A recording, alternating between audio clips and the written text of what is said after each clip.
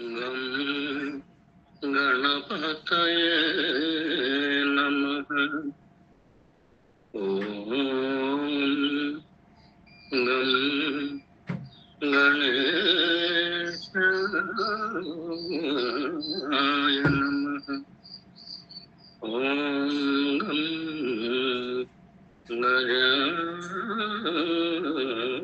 గజాననాయ నమః. ఓం శ్రీ జ్యోతి వినాయకాయ నమః. ఓం శ్రీ అరుణాచల విఘ్నరాజాయ నమః. ఓం అపేతకుచంబా సమేత అరుణాచలేశ్వరాయ నమః. ఓం శ్రీ గురుభ్యో నమః. ఓం శ్రీ పరమాత్మనే నమః. ఓం శ్రీ గురుభ్యో నమః. ఓం నమో భగవతే శ్రీరమణాయ. ఓం శ్రీ గురుభ్యో నమః. ఓం అరుణాచలేశ్వరాయ నమః. ఓం శ్రీ దక్షిణామూర్తయే నమః. ఓం అరుణగిరియోగినే నమః. ఓం దత్తాత్రేయాయ నమః. ఓం హయగ్రీవాయ నమః. అరుణాచల శివ అరుణాచల శివ అరుణాచల శివ అరుణాచల అరుణాచల శివ అరుణాచల శివ అరుణాచల శివ అరుణాచల. ఈ సద్గోష్ఠిలో పాల్గొన్న భక్తులందరికీ కూడా హృదయపూర్వక నమస్కారాలు తెలియజేసుకుంటాం. ఎవరికైనా సాధనలో ఏమైనా డౌట్లు ఉంటే మీరు అడగవచ్చు.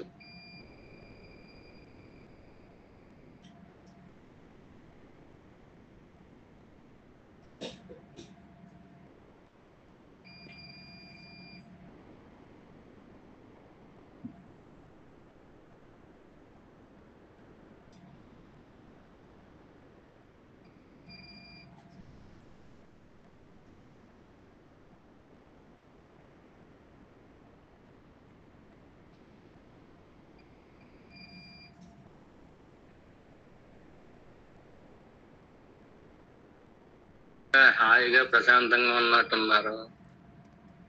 ఏ డౌట్లు లేకపోతే మరీ మంచిది.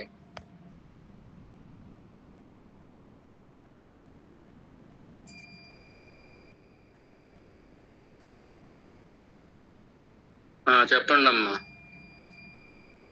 అది సాధకులకి కష్టాలు ఎక్కువగా వస్తాయి అనే సబ్జెక్ట్ చదివాను కదండి, నిన్న చదివాను శుక్రవారం.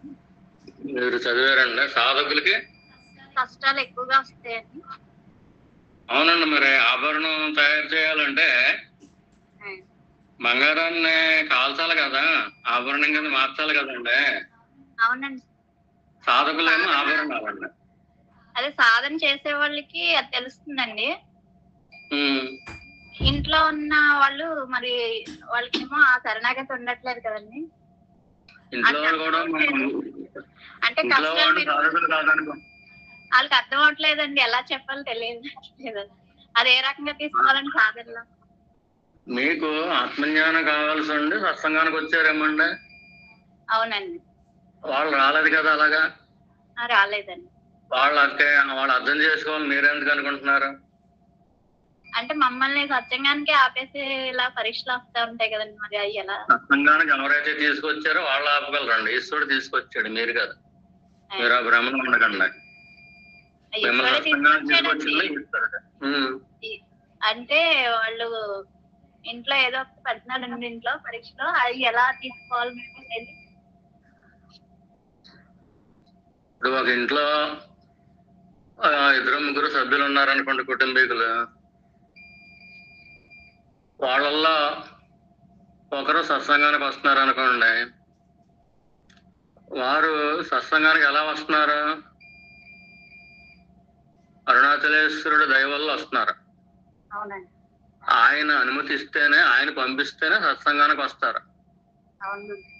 ఆయన అనుగ్రహం లేకుండా వాళ్ళకి కనీసం జిజ్ఞాస కూడా రాదు. సత్సంగానికి వెళ్ళాలి అనే సత్సంగానికి ఆకర్షించబడరు. ఒక ఇంట్లో ఒకళ్ళు వచ్చారనుకోండి, మిగతా వాళ్ళకి వ్యతిరేకత ఉందనుకోండి, అది వాళ్ళకి పరీక్ష. అది ఇంట్లో వాళ్ళందరూ కూడా సత్సంగానికి వచ్చేసేది ఎక్కడ ఉండదండి. సాధారణంగా ఎక్కడో బాగా రేర్ కేసుల్లో ఇంట్లో కనీసం అనుకూలత ఉంటది, కానీ ఇంటిల్లి బాది కూడా సత్సంగానికి హాజరయ్యే వాళ్ళు తక్కువ అండి. ఎక్కడగా చూడం మనం. మొత్తం ఇంటిల్లి బాది కూడా సత్సంగానికి హాజరవుతున్నారు అనుకోండి, అది గ్రేట్ ఫ్యామిలీ, గుడ్ ఫ్యామిలీ, భగవాన్ ఫ్యామిలీ లెక్క. ఇంటిల్లి బాది కూడా రావటం ఎక్కడో కానీ జరగదు, రేర్ కేసుల్లో ఉంటది. ఒకవేళ ఇంటి యజమాని వచ్చాడు అనుకోండి, ఇంటి యజమానికి సహకరించాలి కాబట్టి ఆ ఇంటి యజమాని మీద ఉన్న గౌరవం కొద్దీ వారి కుటుంబీకులు వస్తారు. అంత మాత్రం చేత వాళ్ళకు కూడా ఆత్మజ్ఞానం కోరే వస్తున్నారు అంటే చెప్పలేం. అలా కూడా వచ్చేవాళ్ళు కూడా ఉండొచ్చు. ఇంటిల్లి బాది ఒక్కొక్క ఇంట్లో పూర్తిగా భగవాన్ భక్తులు ఉండొచ్చు, పూర్తిగా సాధకులుగా ఉండొచ్చు. అది గుడ్ ఫ్యామిలీ, భగవాన్ ఫ్యామిలీ అంటారు దాన్ని. అలా కాకుండా ఇంట్లో ఒకళ్ళు వస్తున్నారు అనుకోండి, మిగతా వాళ్ళకి ఏంటి ఇలా సత్సంగాలకు వెళ్తున్నారు, అది అంత అవసరమా ఏంటి అనుకుంటారు అనుకోండి. వాళ్ళు పుట్టుకతో ఎలా మేకప్ అయి ఉన్నారు. ఇప్పుడు మా గురువు గారు ఉన్నారు, ఆయన కోసం మొత్తం ఎక్కడెక్కడి నుంచో వచ్చేవారు. కానీ మరి ఇంట్లో వాళ్ళు వచ్చేవారు అంటే ఒకరు వచ్చేవాళ్ళు, ఒకరు వచ్చేవారు కాదు. ఆ కుటుంబీకుల్లోనే రాకపోవచ్చు, అలా కట్టుకున్న వాళ్ళే రాకపోవచ్చు. వాళ్ళకి ఆ జిజ్ఞాస అనేది ఏర్పడాలి కదా. జిజ్ఞాస ఏర్పడాలంటే పూర్వజన్మల్లో వాళ్ళు ఈశ్వరారాధన చేసి ఉండాలి కదా, సత్యాన్ని ప్రేమించి ఉండాలి కదా, సత్యాన్ని ఆరాధించి ఉండాలి కదా. ఏది సత్యము, ఏది అసత్యము అనేది తెలుసుకోవాలి అనే ఒక సద్బుద్ధి వాళ్ళకి కలగాలి కదా, ఒక విచక్షణలకు కలగాలి కదా. అలా కలిగినప్పుడే కదా వాళ్ళు సత్సంగానికి ఆకర్షించబడేది. సత్సంగం అనేది ఏదో ఎవరో ప్రచారం చేసుకుంటే వచ్చి చేరేది కాదు. ఈశ్వరుడు, ఇప్పుడు భగవాన్ ఉన్నారు, ఎవరిని రమ్మని అడగలేదు. లండన్ నుంచి వచ్చారు, అమెరికా నుంచి వచ్చారు, నేను ఎవరిని అడిగారా? మీరు వచ్చి ఆత్మజ్ఞానం నేర్చుకోండి, నేను నేర్పుతాను అన్నారా? లేదే. వాళ్ళంతటా వాళ్ళకే స్వతహాగా ఆ ఆర్తి ఉంది, ఒక జిజ్ఞాస ఉంది. ఎవరైతే జిజ్ఞాసులో, ఎవరైతే జ్ఞానార్థులో, వారు ఏ దేశంలో ఉన్నా కానీ వారికి సంబంధించిన సద్గురువు దగ్గరికి తీసుకెళ్లే బాధ్యత అరుణాచలేశ్వరుడిది. అందుచేత ఏ సద్గురువు అయినా కానీ వాళ్ళని ఆశ్రయించిన వాళ్ళకి ఆయన చెబుతాడు. మా గురువు గారు కూడా మాకు మీ దగ్గరికి వచ్చిన వాళ్ళకి మీరు చెప్పండి, మీరు ఎక్కడికి వెళ్ళి ప్రవచనాలు వినవలసిన అవసరం లేదు అని చెప్పారు. అప్పటి నుంచి ఇంకెక్కడికి వెళ్ళటం మానేసి మా దగ్గరికి వచ్చిన వాళ్ళకి మేము చెబుతున్నాం. ఎంత క్లోజ్ అయినా, అంటే ఫ్యామిలీ రిలేషన్స్ లో ఎంత క్లోజ్ అయినా కానీ, అన్నదమ్ములు అవ్వచ్చు, అన్నదమ్ముల బిడ్డలు అవ్వచ్చు, ఇంకొకటి అవ్వచ్చు, అక్కచెల్లెల బిడ్డలు అవ్వచ్చు, ఇలాగ ఎంత క్లోజ్ అయినా కానీ మీరు సత్సంగానికి రండి, మంచి విషయాలు మేము చెబుతాము, మీరు రండి అని ఎప్పుడు ఎవరికి చెప్పలేదు మేము. వాళ్ళు మనకి ఆత్మబంధువులు అయితే, జ్ఞాన బంధువులు అయితే ఏదో రోజునే అరుణాచలేశ్వరుడు మన దగ్గరికి పంపిస్తాడు. అందుచేత సత్సంగం అనేది ఒక గ్రూపు, ఆత్మ బంధువుల గ్రూపు, కుటుంబ బంధువుల గ్రూప్ కాదు. వాళ్ళని ఏమంటారంటే ఆ ఆత్మ బంధువులు బ్రహ్మ మానస పుత్రులని మీరు వినే ఉంటారు పేరు. సనకుడు, సనందుడు, సనత్ కుమారుడు, సనత్ సుజాతుడు, ఇలాగా నలుగురు ఉన్నారు. బ్రహ్మగారు మానసపుత్రులు. అంటే మేము ఉన్నాం అనుకోండి, మేము నాన్నగారు మానసపుత్రులు లెక్క. మీరున్నారనుకోండి, నాన్నగారు అంటే ఏంటో తెలియదు అనుకోండి, కేవలం భగవాన్ సత్సంగానికి వస్తున్నారు అనుకోండి, మీరు మీకు తెలియకుండానే మాస్టర్ మానసపుత్రులు. అదే లెక్క. ఈ మానసపుత్రులు అంటే ఏంటంటే ఆత్మకు సంబంధించిన బంధువులు, ఆత్మ బంధువులు. అందుకనే గురువు గారు ఎప్పుడు కూడా మీటింగుల్లో ప్రియమైన ఆత్మ బంధువులారా అని పిలిచేవారు. మేమేమో ఇంకో పరమ భక్తులు కదా మీరందరూ. అరుణాచలేశ్వరుడి భక్తులు అంటే మాకు చాలా గౌరవం. అరుణాచలేశ్వరుణ్ణి ఎలాగా దండం పెట్టుకుంటాం, భక్తులకు కూడా దండం పెట్టుకుంటే పాదాలకే ఇంకెంత అందంగా ఉంటుందో, బాగుంటది కదా. ఎంతమంది అరుణాచలేశ్వరుడి భక్తులు ఉన్నారో, అది ఎంత అదృష్టం. అది వీళ్ళ సహవాసం మనకి ఎంత మంచిది. ఎప్పుడూ కూడా పుణ్యాత్ములతోటే మనకు సహవాసం చేసే అదృష్టం అరుణాచలేశ్వరుడు ఇచ్చాడని చెప్పి ఆనందిస్తూ ఉంటాం. అందుచేతే మీ అందరి పాదపద్మాలకి హృదయపూర్వక నమస్కారాలు అని చెబుతాం. ఏం చేద్దంటే ఎవరైతే అరుణాచలేశ్వరుని ఆరాధిస్తూ ఉంటారో, ఎవరైతే జ్ఞానం కావాలి అనే ఒక తపనతో ఉంటారో, వారు మాకు అత్యంత ఇష్టలు. సాధకులు అత్యంత ఇష్టలు. మీకో కుటుంబం ఉంటుంది, మాకో కుటుంబం ఉంటుంది. ఇక్కడ పాల్గొన్న వాళ్ళందరికీ కూడా 25 మందికి కూడా ఒకరికి ఒక కుటుంబం ఉంటుంది. ఆ కుటుంబంలో 2, 3, 4 సాధకులు, కుటుంబీకులు ఉంటారు. వాళ్ళ రక్త బంధువులు, రక్త సంబంధీకులు. కుటుంబం అనేది రక్తబంధం. ఇదేంటిది? సత్సంగం అనేది ఆత్మబంధం. రక్త బంధువులు కుటుంబీకులైతే, ఆత్మ బంధువులు ఆత్మ సంబంధించి ఎన్నో జన్మల నుంచి వస్తూ ఉంటారు కూడా. రక్త బంధువులు ఒక జన్మలో బంధుత్వం ఉంటే, ఆత్మ బంధువులు ఎన్నో జన్మల నుంచి సాధనలు చేసుకుంటూ ఈశ్వరుడు ఏ గురువుని అయితే ఇస్తాడో ఆయా జన్మల్లో వాళ్ళందరూ కూడా కలిసే ఉంటారు. అలా కలిసి ప్రయాణం చేస్తూనే ఉంటారు. సత్సంగం అనే నౌకెక్కి ప్రయాణం చేస్తూనే ఉంటారు. అంచేత రక్త బంధువుల కంటే కూడా, రక్త సంబంధీకులు కుటుంబీకుల కంటే కూడా ఆత్మ బంధువుల బంధుత్వం వయసు పెద్దదే. అది ఎక్కువ సంవత్సరాలు ఉంటుంది. కానీ మనకు ఆ విషయం తెలియదు. అందుచేత మీరు మొట్టమొదటిలో అడిగారు, సాధకులకి ఎక్కువ కష్టాలు వస్తాయంటే, ఆ సాధకుడు అనుకోడు కదా, బంగారాన్నే నగ కింద వేసుకుంటాడు ఈశ్వరుడు. నగ కింద వేసుకున్నప్పుడు బంగారాన్ని మరి కాల్చకుండా ఎలా ఉంచుతాడు? కాల్చాలి కదా. అదే వాసుదేవ స్వామి ఏం చెప్పారు, నీకు కష్టం వస్తుంది, సుఖం కూడా వస్తుంది, రెండిట్లో సమానంగా చూసుకో, ఓర్చుకుంటున్నావు అంటే అర్థం ఏంటి? ఇప్పుడు ఇంకొక విషయం మీకు ముఖ్యంగా తెలియాలి. సాధకులు కాని వాళ్ళకి కూడా ప్రారంధం ఉంటుంది. సాధకులకి ఉన్న ప్రారంధం, దాని పేరు అనుగ్రహం. ఈశ్వరుడు సాధన చేస్తూ ఉంటాడు, వీళ్ళ సాధన చూసి ఆనందిస్తూ ఉంటాడు.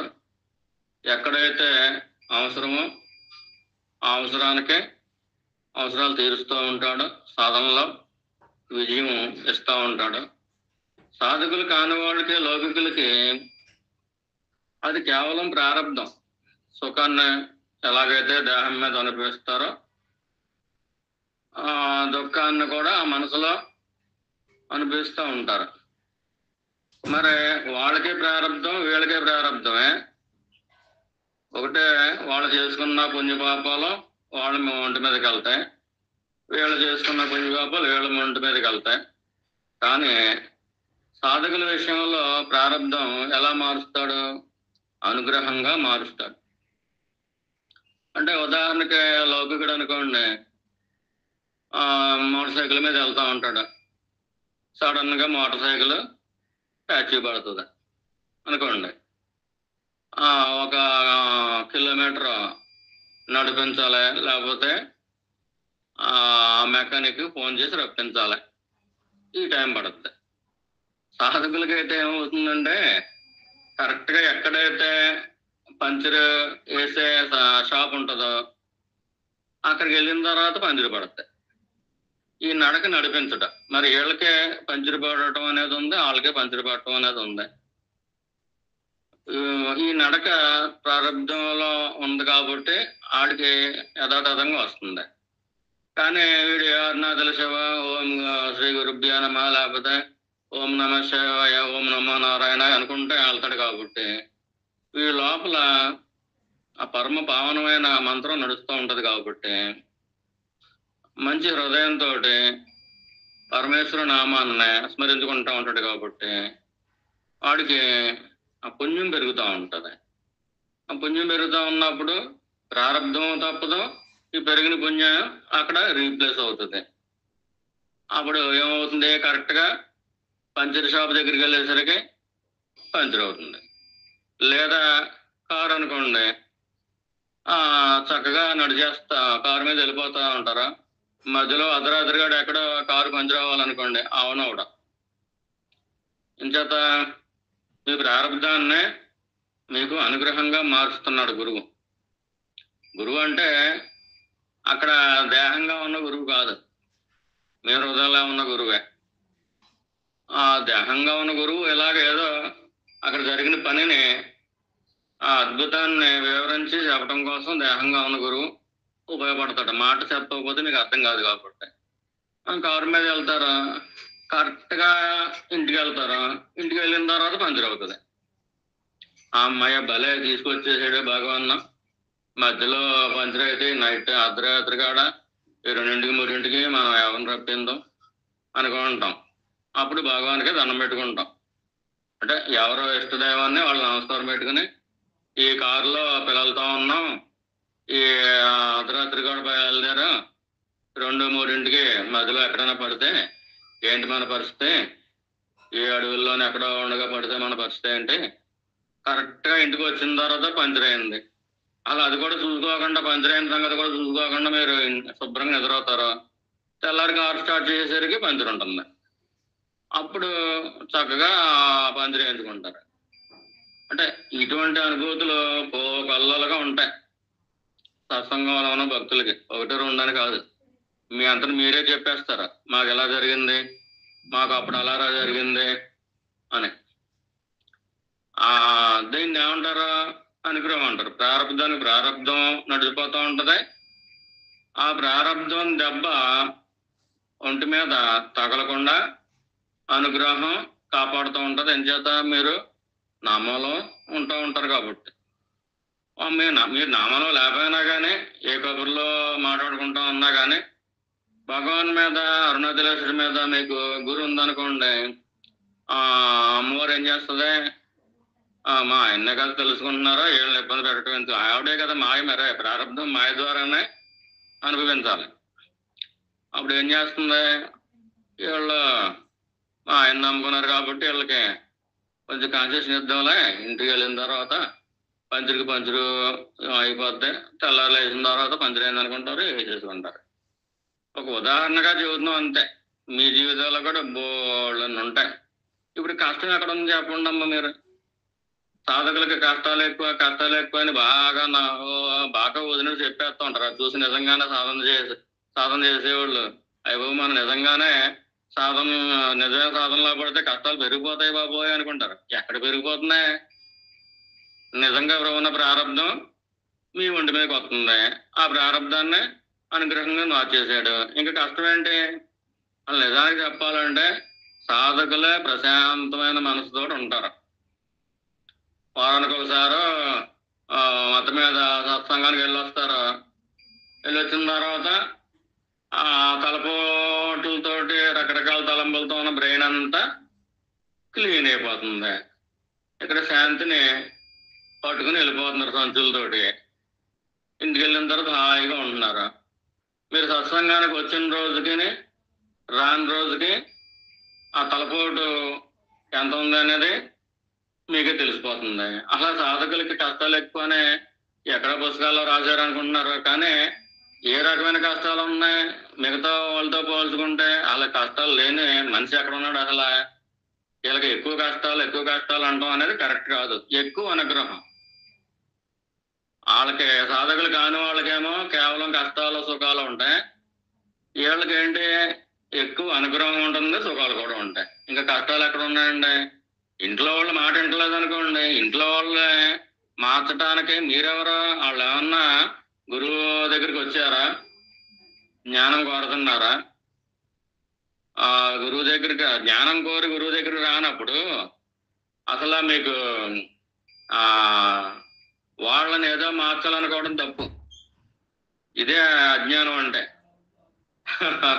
ఎలాగంటే ఒక ఆయన మమ్మల్ని అడిగారు, ఏమంటే అరుణాచలేశ్వరుడే కనుక నిజమైన శక్తిమంతుడు అయితే కనుక ముందు మా ఆవిడ మాత్రమేనండి, మా ఆవిడ మారితే కనుక అప్పుడు నేను నమ్ముతాను అరుణాచలేశ్వరుడు అంత శక్తిమంతుడని అని అడిగారు. ఎంచేదంటే ఆవిడ ఎప్పుడు సత్సంగానికి వెళ్ళినా కానీ అంత అవసరం అదే సత్సంగాల మన కుటుంబం ఏంటి, ఇలాగా సన్యాసులు గట్ట చెప్పే వాటికి మీరు వెళ్ళడం ఏంటి, మన కుటుంబం గౌరవమే పోతుంది అంటే ఆవిడ ఆ పెంపకంలో పెరిగింది. సత్సంగాలకు వెళ్తే ఏదో నామోసి అన్నట్టుగా మన పురాతన సంస్కృతి సాంప్రదాయం ఈ సనాతన ధర్మం ఆవిడకి ఏమీ పాపం ఎవరు నేర్పలేదు. మీకు ఎంతో కొంత పూర్వజన్మ సంస్కారం ఉంది కాబట్టి సద్గురు చూసినా ఒక మంచి మాట విన్నా, ఒక మంచి మాట చదివినా కానీ ఇక అది మనసుకు పడుతుంది. వాళ్ళకి ఏ మంచి మాటలు ఇవి కాదు కదా, లోకంలో ఉన్న మంచి మాటలు, లోకంలో ఐశ్వర్యం రావడం, లేకపోతే రాజకీయాలు ఇవి. అలా రాజకీయంగా తిరగటం మానేసి సత్సంగాలు పోవాలంటే బాబు అని చెప్పి ఆడవాళ్ళు ఉంటారు. అలాగే మగవాళ్ళు కూడా నీకెందుకు సత్సంగాలు, దానివల్ల ఏం కలిసి వస్తుంది అనుకుంటా ఉంటారు. అలా వీళ్ళు ఎందుకు వెళ్తున్నారో తెలియట్లేదు, వారం వెళ్ళిపోతున్నారు అంతే.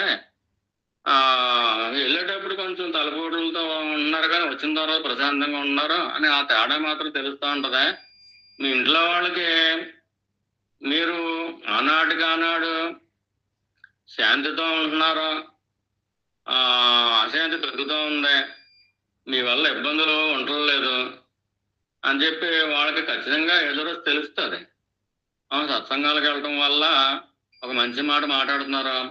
ఇతర కుటుంబాల్లో వాళ్ళు ఏదైనా సిచ్యువేషన్ వచ్చినప్పుడు ఇలా ఉన్నారు, మీరు వాళ్ళకి కావాల్సిన బిర్యానీలు ఉండాలంటే వండి పెట్టేయండి.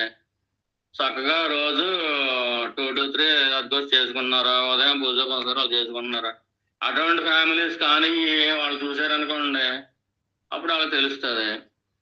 అయినా వాళ్ళు మారాలి అనుకోవడం అది మమకారం అవుతుంది. వాళ్ళు మారాలి కాదు, మీరు మారడం కోసం, మనల్ని మనం మార్చుకోవడం కోసం, మనల్ని మనం ఇంకా పవిత్రులు చేసుకోవడం కోసం సత్సంగానికి వచ్చాం. కానీ ఇంట్లో వాళ్ళు మారటం కోసం మన సత్సంగానికి ఎందుకు వస్తామండే? అది పిచ్చి మాట. అది వాళ్ళు మారాలనుకోకూడదు. ఒకవేళ అడ్డం పెట్టారనుకోండి, అరుణాచలేశ్వరుని ప్రార్థిస్తారు.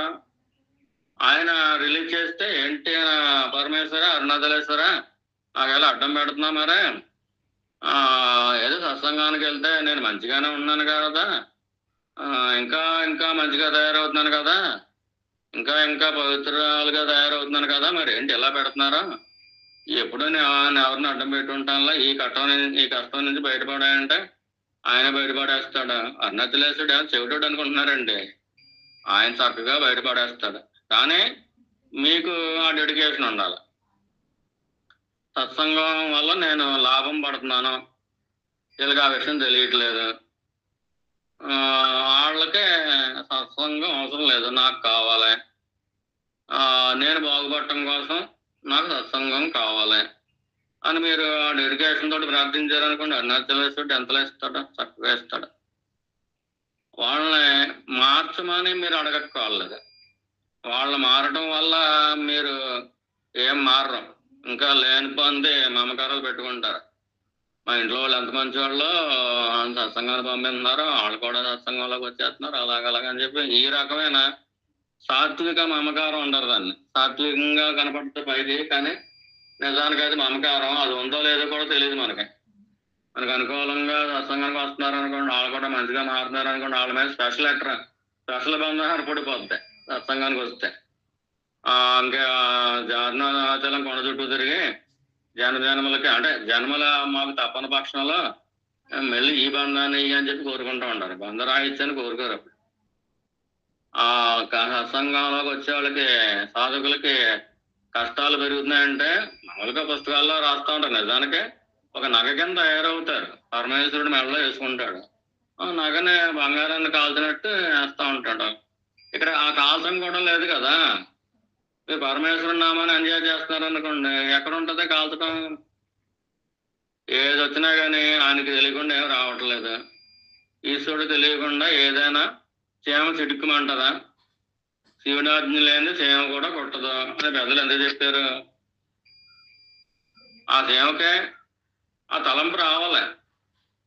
ఈ కాలు మీదకి ఎక్కాను, ఈ కాళ్ళని కొట్టాలి అని ఆ తలంపు రావాలి. ఆ తలంపు ఇచ్చేదెవరు? ఈశ్వరుడు. మరి ఈశ్వరుడు సంకల్పం లేకుండా చీమ కొట్టదు అని పెద్దలు ఎప్పటి నుంచో చెబుతున్నారు. శివుడు ఆజ్ఞ లేకుండా చీమ కూడా కొట్టదు అని. భగవాన్ ఏం చెబుతున్నారు? ఇది సత్సంగం సభ్యులందరూ ముఖ్యంగా జ్ఞాపకం పెట్టుకోవాలి. ఏంటది? అనుగ్రహం నీ సప్రయత్నం కంటే ముందే ఉంది. అది అవసరమైతే రాసుకోండి ఎక్కడైనా. భగవాన్ చెప్పిన మాట నెంబర్ 1 మాట. ఇంకొకసారి చెబుతున్నాను, అనుగ్రహం నీ సప్రయత్నం కంటే ముందే ఉంది.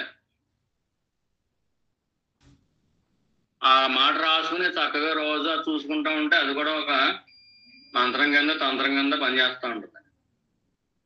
మనం వెళ్ళక ముందే అరుణాచలేశ్వరుడు మన కష్టాలన్నింటినీ సాల్వ్ చేసుకుంటూ వెళ్ళిపోతూ ఉంటాడు. ఆయన అనుగ్రహం సాల్వ్ చేసుకుంటూ వెళ్ళిపోతూ ఉంటుంది. అంటే మనం రోడ్డు మీద నడుస్తున్నాం అనుకోండి, ఆ రోడ్డు మీద ఆ సీసా బెంకులు ముళ్ళు గట్ట ఉన్నాయనుకోండి, ఆ సీసా బెంకుల ముళ్ళు మనకు గుచ్చుకోకుండా ముందే ఎవరిలోకి గుడిచేస్తారు. లేదంటే మనకి చెప్పులు ఎలాగ ఉంటాయి, ఆ చెప్పులు ఇచ్చినా పర్వాలేదు, ఎవరైనా తుడిచేసినా పర్లేదు. మనం ఏ కష్టంలోకి అయితే వెళ్ళబోతున్నామో ఆ కష్టాన్ని సాల్వ్ చేసేసిన తర్వాత మనల్ని అక్కడ పెడతాడు. అది అనుగ్రహం అంటే. బాగా గుర్తుపెట్టుకోండి, అవసరమైతే రాసుకోండి. మీరు అలాగా అందరూ సాధకులు కాబట్టి ఈ మాట భగవాన్ చెప్పారు. అనుగ్రహం నీ స్వప్రయత్నం కంటే ముందే ఉంది. ఎంతో ధైర్యాన్ని ఇచ్చేస్తుంది ఈ మాట. సాక్షాత్తు భగవాన్ శ్రీ రమణ మహర్షి గారు ఆయన అనుభవంలో ఉన్న చెప్పారు. ఎంతో మంది భక్తులు కూడా, సాధకులు కూడా దీన్ని అనుభవంలోకి తెచ్చుకుని చెప్తారు. అనుభవంలోకి వచ్చిన తర్వాత ఓహో ఇలా జరిగిందా, అయ్యో మనం చాలా ఇబ్బంది పడదాం, ఇది ముందే సాల్వ్ అయిపోయింది. ఇప్పుడు భారతంలో మహాభారత యుద్ధంలో అందరి ప్రాణాలను ముందే తీసేశాడు.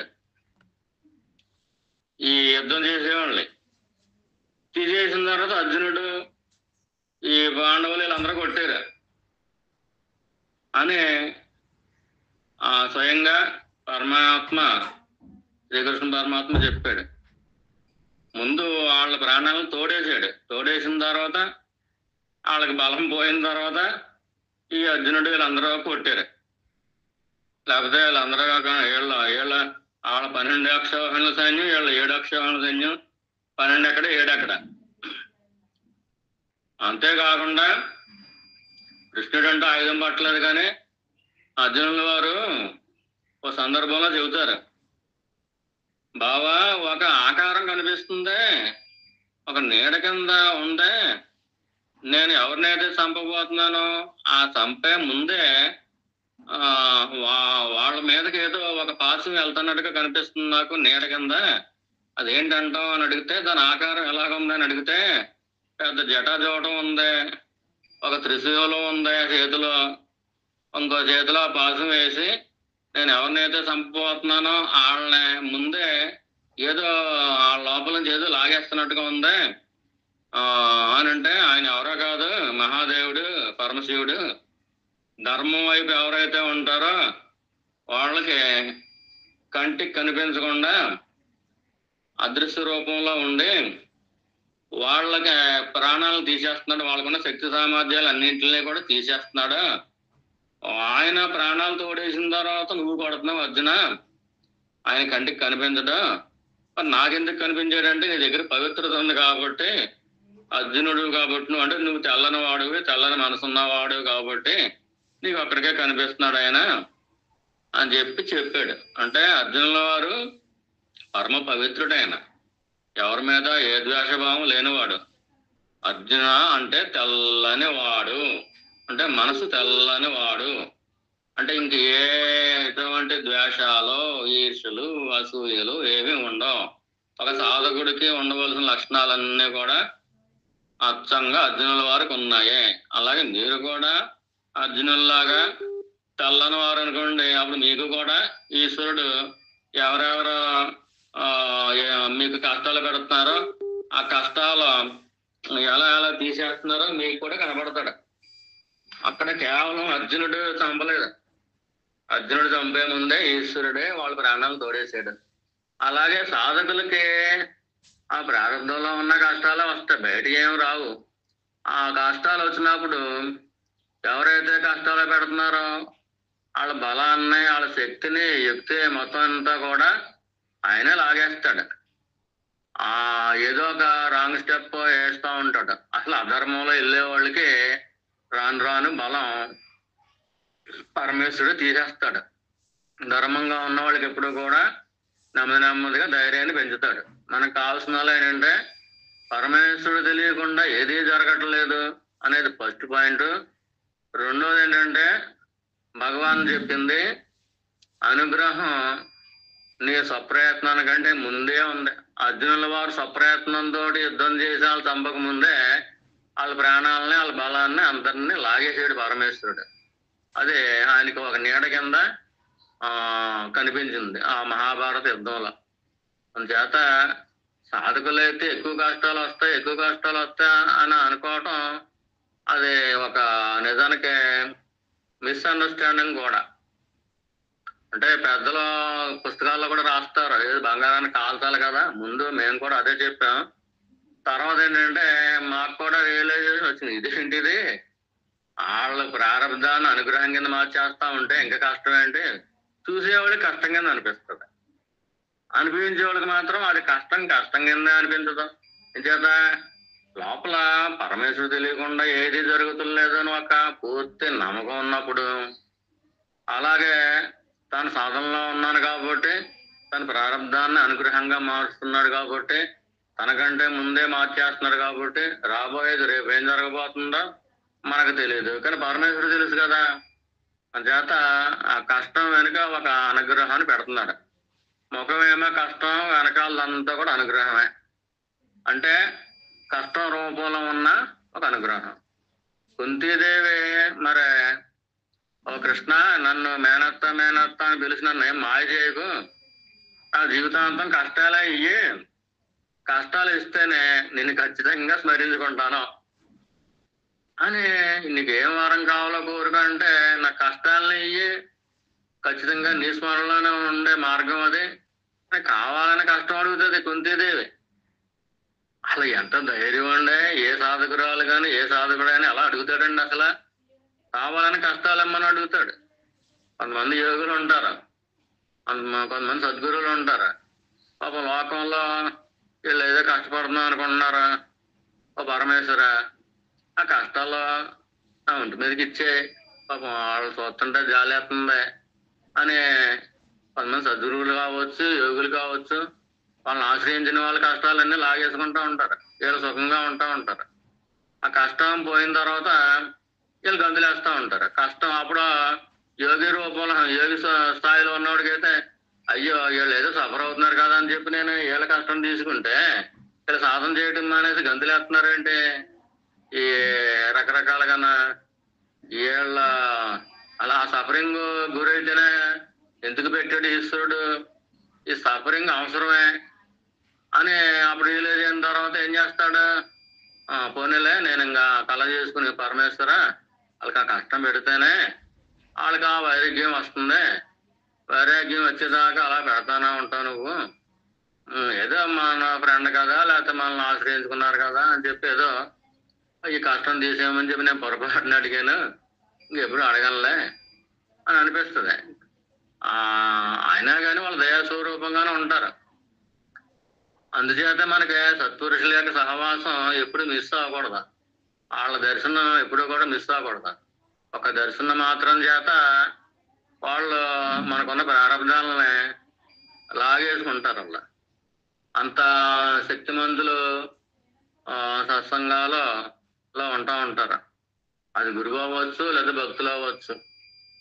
వాళ్ళకే కుంతీదేవి అడిగినట్టు అడుగుతారు, అయ్యో పాపం వాళ్ళు ఒంటిపై పడలేకపోతున్నారా, అదేదో నేను తీసేసుకుంటానులే, నేను పెళ్లి చేసుకుంటానులే పరమేశ్వర, లోకంలో అలా ఎంతమంది కష్టాలు ఉంటే అంతమంది కష్టాలు నాకు ఇచ్చేయి అని కూడా అడిగేవాళ్ళు ఉంటారు. పరమేశ్వరుడు నిజంగా కొన్ని అవసరమైతే ఇస్తాడు పరమేశ్వరుడు కూడా. కానీ కష్టం తీసేయడం వల్ల ఈ సాధకుడు ఏమవుతాడంటే, సాధకురాలు కానీ వీటిల్లో పడిపోతారు, లోక వ్యవహారాల్లో పడిపోతూ ఉంటారు. కష్టం అనేది లోక వ్యవహారాల్లో కాకుండా లోపలికి తీసుకెళ్ళాలి సాధకుడిని. అలా లోపలికి తీసుకెళ్ళేదాకా వస్తానే ఉంటాయి వరుసటి కష్టాలు. ఆ కష్టాలు నిజమైన మిత్రులు, సుఖాలు శత్రువులు. అంటే వాటిని కేవలం దేవబుద్ధి పెంచుకోవడం ఉపయోగించుకుంటే, కష్టాలే నిజమైన మిత్రులు అయినప్పుడు, కష్టాలే మనకి పాఠాల మీద పాఠాలు చెబుతున్నప్పుడు, కష్టాలే మనకు వైరాగ్యాన్ని పెంచుతున్నప్పుడు, కష్టాలే మనకి ఈశ్వర స్మరణ ఇవ్వడానికి ఉపయోగపడినప్పుడు, కష్టాలను మించిన మిత్రులు ఎవరున్నారండి అసలు మనకి? ఒకసారి ఆలోచించండి, మీ సొంత బ్రెయిన్ పెట్టి ఆలోచించండి. కష్టం మన ఈశ్వర స్మరణ చేయడానికి గెంటుతుంది. కష్టం లేకపోతే ఓ పరమేశ్వర నాకు కష్టం ఎలా వచ్చింది, సాధారణంగా తీసేయని అడుగుతారు. అది నువ్వు తీర్చవలసిన బాకీ, నాకు శక్తినియ్యే, శక్తినిస్తే నేను తీర్చేస్తాను అని కొంచెం సాధకులు లోతుగా సాధన చేసుకున్న వాళ్ళు అలా అడుగుతారు. నా బాకీ నేనే తీర్చుకుంటానులే, కానీ మరి బాకీ కొట్టేయి, పద్దు కొట్టేయి అని నేను అడగనులే నిన్ను. కుంతీదేవిలాగా కష్టాలు లేని కష్టాలు, ప్రారంభంలో లేని కష్టాలు కూడా నాకు ఇచ్చేయి అన్నంత గొప్ప ధైర్యం కూడా లేదు నాకు. ఎంత గొప్పదో చూడండి కుంతీదేవి కష్టాలను అడిగిందంటే. ఈ మనకి ఆవిడ ఒక గొప్ప దేవతతో సమానం, గొంతెమ్మ అంటారు ఈవిడ్ని. ధర్మరాజు నువ్వు కర్ణుడు సొంత కుమారుడు అని చెప్పి చెప్పలేదు చివరి వరకును అని చెప్పి ఊరు బయటికి గంటేస్తే, ఆ ఊరు బయట ఉన్నవాళ్ళు కుంతెమ్మ వచ్చింది, ధర్మరాజు గారు తల్లి గారు ఆవిడని చక్కగా చూసుకోవాలి మీరు మనం అని చెప్పి ఎంతో సంబరంతో వాళ్ళందరూ కూడా ఆవిడ్ని తీసుకెళ్ళి చక్కగా చూసుకునేవారు. ఏమ్మా ఈ మాంసం తింటావా, తిను చాలా బాగుంటుందంటే నేను మాంసం తిన్నా ఆయన అనేది. ఏం తింటావు, ఇది ఈ తోటకూర పెట్టిన, ఈ తోటకూర అంటే ఇలా అడుగుతుందా, చక్కగా మాంసం తింటామా అనేసా, అవి తిను ఈ తిను, వాళ్ళు తినే ఈ కళ్ళు తాగుతామ్మా చక్కగా అంటే, అమ్మ అటువంటి నేను తిన్నా తాగనమ్మా. ఈ కుంతెమ్మ కోరికలన్నీ వాళ్ళకి గొంతెమ్మ కోరికలు అంటే గొంతెమ్మ కింద మార్చేశారు. ఈ కుంతెమ్మ అడిగే అన్ని కోరికలు వాళ్ళకి విచిత్రంగా ఉండేవి. అంచేత గొంతెమ్మ కోరికలు కోరుతున్నారు అంటే లోకంలో లేని అడుగుతున్నారు వీళ్ళు అనుకుంటూ ఉంటారు. అంటే వాళ్ళ సమాజంలో ఈవిడ ఆహారం అలవాట్లు వేరు. ఎవరో ఇంకేమన్నా అడుగుతున్నారంటారా? ఏదో సౌండ్ వచ్చింది. ఈ కుంతీదేవి గారు వాళ్ళ కోరికలు అతి సామాన్యంగా ఒక సాధకులు అడిగే కోరికలే. జపమాలతో జపం చేసుకుని ఇదేంటి ఇవిడ ఎలాగుందా అని వాళ్ళకి అర్థం కాలేదు. ఆనాటి నుంచి గొంతెమ్మ కోరిక అంటే సాధారణంగా రాంగ్ అప్లై చేస్తారు. ఈ వీళ్ళ గొంతెమ్మ కోరికలు కోరుతున్నారంటే తీర్చలేని కోరికలు కోరుతున్నారు అని వీళ్ళు అర్థం చేసుకుంటున్నారు. కానీ గొంతెమ్మ కోరికలు అంటే కుంతెమ్మ కోరికలు, కుంతీదేవి కోరికలు. ఆవిడ కోరికలే, అలా ఆవిడకి ఏ కోరిక ఉండదు. ఈ కుంతీదేవి సామాన్యమైన ఒక సాధారణ సాధకురాలుగా తపస్సు చేసుకోవడం కోసం అలా ఉండేది. మరి ఆవిడ్ని సంవత్సరం ఒకసారి నంది, అంటే శివుడికి నంది ఎటువంటి వాడో అంత గొప్ప మహా పవిత్రురాలు, ఒక గొప్ప దేవతతో సమానం అని ఆవిడ జ్ఞానం లేకుండా లేదు, జ్ఞానంతో ఉంది అని చెప్పి ఆవిడ్ని ఒక నంది మీద ఆ మూపురం దగ్గర ఒక ప్రమిది పెట్టి ఆ ప్రమిదిలో నూనె పోసి దీపం వెలిగించి పల్లకీలో పెట్టి తిప్పేవారు పూర్వం. ఎక్కువగా ఈ పేటల్లో ఉన్న వాళ్ళు గట్ట చేసేవారు పూర్వం. ఇప్పుడు వాళ్ళందరూ కూడా రకరకాల మతాల్లో గెలిపిపోతున్నారు అనుకోండి. ఎక్కడైనా జరిగితే జరగండొచ్చు. గొంతెమ్మ ఊరేగింపు వస్తుంది అంటే పల్లకి ఉంటుంది, పల్లకిలో ఒక నంది ఉంటుంది. ఆ నంది మధ్యలో ఒక ప్రమిది పెడతారు, దాంట్లో నూనె పోసి వచ్చేసి వెలిగించి ఈ గొంతెమ్మ అంట తిప్పుతూ ఉంటారు బాజా భజనలతోటి.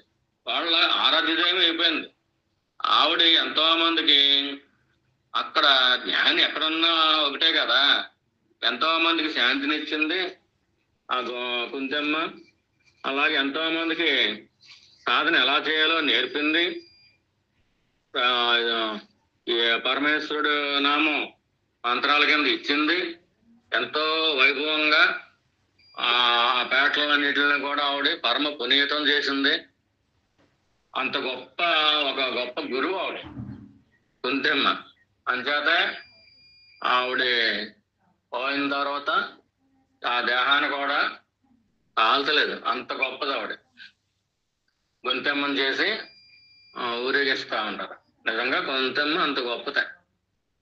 చిన్నతనంలోనే ఒక దూర్వాస మహర్షిని మెప్పించేంత సేవలు చేసింది అంటే అంత చిన్నప్పుడే ఎంత గొప్ప పౌరజన్మల్లో ఎంత గొప్ప సాధకురాలు. కాకపోతే సాక్షాత్తు దూర్వాస మహర్షిని మెప్పించేంత చిన్నపిల్లగా ఉన్నప్పుడే అంత ఉద్దిగ్గా, అంత పొందిగ్గా, అంత సౌమనస్యంగా, అంత సరళంగా, అంత వినయంగా, ఎంతో వినయం ఉంటేనే కానీ దూర్వాస మహర్షి దగ్గర ఎవరు చేయలేరు సపర్యలు.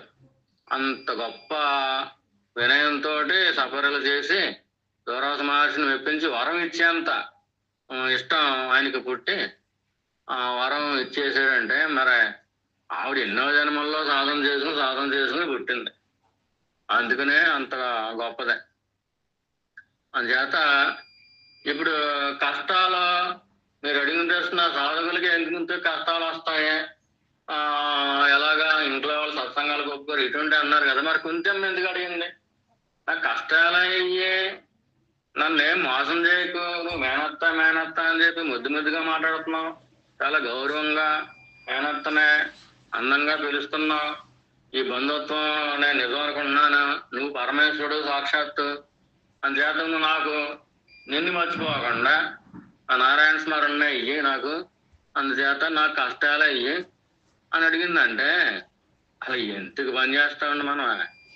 కుంతీదేవి ఖాళీ గోరు తీసేస్తే ఆ చిన్న గోటి పాటి విలువ కూడా మనం చెయ్యం. ఇంత గొప్ప గొప్ప సాధనలు చేస్తున్నాం అనుకుంటున్నాం మన సత్సంగాల్లో ఉండి.